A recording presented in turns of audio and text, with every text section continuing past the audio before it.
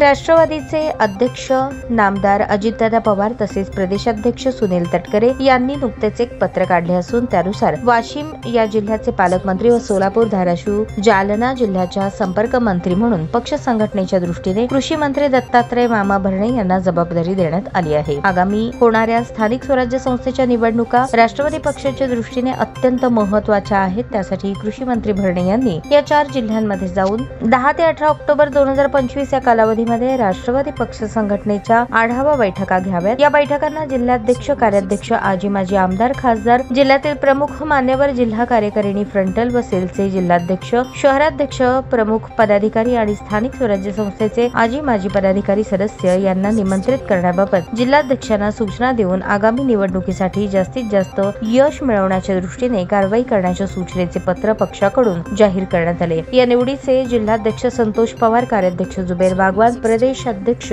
किसन जाधव, प्रदेश उपाध्यक्ष आनंद चंदनशिवे, ज्येष्ठ नेते चंद्रकांत दायमा, राष्ट्रवादीचे नेते माजी नगरसेवक तौफिक शेख यांनी स्वागत केले आणि दूरध्वनीवरून दत्तात्रय मामा भरणे यांचे अभिनंदन करून शुभेच्छा दिल्या।